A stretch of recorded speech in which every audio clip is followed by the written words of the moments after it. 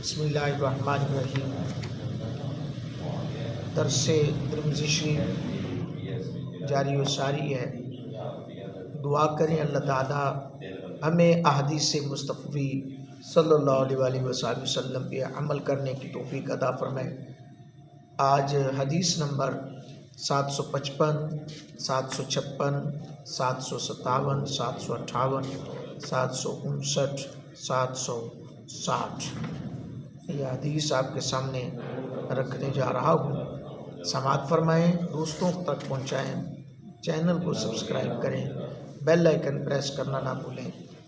حضرت عبداللہ بن عمر رضی اللہ تعالیٰ عنہ بیان کرتے ہیں، نبی اکرم صلی اللہ علیہ وآلہ وسلم حج کے دوران تلبیہ کے یہ الفاظ پڑھا کرتے تھے: لبیک اللہم لبیک، لبیک لا شریک لک، لبیک ان الحمد والنعمت لک والملک لا شریک لک۔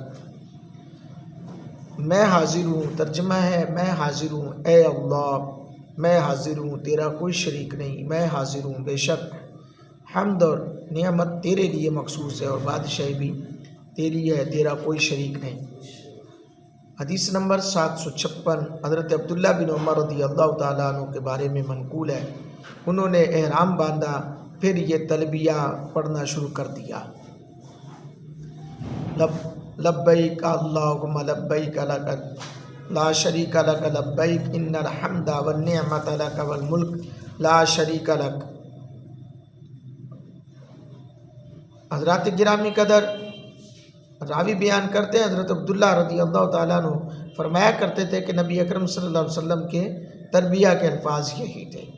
حدیث نمبر 757 حضرت سیدنا ابو بکر صدیق رضی اللہ تعالیٰ عنہ اس حدیث کے راوی ہیں، بیان کرتے ہیں نبی پاک صلی اللہ علیہ وسلم سے پوچھا گیا کہ کون سا حج زیادہ فضیلت رکھتا ہے؟ حضور تاجدار عرب و عجم صلی اللہ علیہ وآلہ وسلم نے ارشاد فرمایا: جس میں کثرت کے ساتھ تلبیہ پڑھا جائے اور قربانی کی جائے۔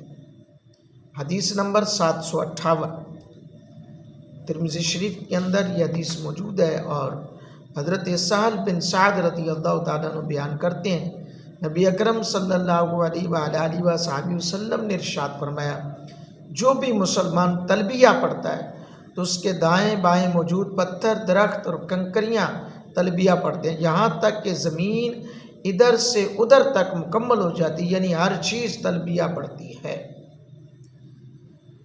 اللہ اکبر، بلند آواز میں تلبیہ پڑھنا یہ کیسا ہے؟ حدیث نمبر 759 پر حضرت امام ترمذی رحمۃ اللہ علیہ نے اس حدیث کو کوٹ کیا۔ خلاد بن صاحب اپنے والد کا یہ بیان نقل کرتے ہیں، نبی اکرم صلی اللہ علیہ وآلہ وسلم نے ارشاد فرمایا: جبرائیل میرے پاس تشریف لائے اور مجھے یہ کہا کہ میں اپنے ساتھیوں کو یہ ہدایت کروں کہ وہ بلند آواز میں تلبیہ پڑھیں۔ اللہ اکبر۔ حضرات ذی وقار، نبی رحمت صلی اللہ علیہ وآلہ وسلم کے غلاموں، جب مسلمان تلبیہ کہنے کی سعادت حاصل کرتا ہے تو اس کے دائیں بائیں کے شجر و حجر بلکہ ہر چیز تلبیہ کہنے میں شامل ہو جاتی ہے۔ گویا حالت احرام میں جب مسلمان تلبیہ کہتا ہے تو کائنات کی ہر چیز اس کے ساتھ تلبیہ کہتی ہے۔ بلند آواز سے تلبیہ کہنا اللہ تعالیٰ کو پسند ہے۔ ایک دفعہ جبریل علیہ السلام حضور علیہ السلام کی خدمت میں حاضر ہوئے اور عرض گزار ہوئے کہ آپ اپنے صحابہ کرام رضوان اللہ تعالی مجمعین کو بلند آواز سے تلبیہ کہنے کی تلقین و ہدایت کریں۔ تلبیہ کہنے سے کائنات کی ہر چیز اس نغمہ میں رطب اللسان ہو جاتی ہے۔ اس سے ثابت ہوتا ہے کہ شجر و حجر، کنکریاں، پانی کے قطرات، ریت کے ذرات، ہر چیز اللہ تعالیٰ کی حمد و ثنا میں مشغول اور مصروف رہتی ہے۔ حدیث نمبر 760 احرام باندھنے سے پہلے غسل کرنا۔ خارجہ بن زید بیان کرتے ہیں، ان کے والد حضرت زید بن ثابت رضی اللہ تعالیٰ عنہ نے یہ بات بیان کی ہے کہ میں نے نبی پاک صلی اللہ علیہ وسلم کو دیکھا، آپ نے احرام باندھنے سے پہلے سلے ہوئے کپڑے اتار دیے اور غسل کیا، اور اس کے بعد آپ نے احرام باندھا۔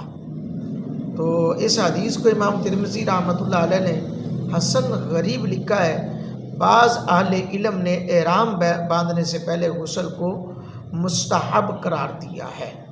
یقیناً آپ کو ان حدیث سے بہت کچھ سیکھنے کو مل رہا ہے اور ملے گا انشاءاللہ۔ تو میرے دوستو، کیونکہ حج اور عمرہ کے اندر جب ہم جاتے ہیں اور اللہ تعالیٰ سب کو بلائے اور سب کو سعادت دے، تو ہمیں ان تمام امور کا خاص خیال رکھنا چاہیے۔ تو جو قرآن و سنت کے مترادف ہیں ان پہ عمل کرنا چاہیے، اور قرآن و سنت کے خلاف ہیں ان سے بچنا چاہیے۔ اللہ تعالیٰ اپنے محبوب علیہ الصلاۃ والسلام کے توسل سے ہم سب کو دین حنیف کی صحیح سمجھ عطا فرمائے، آمین۔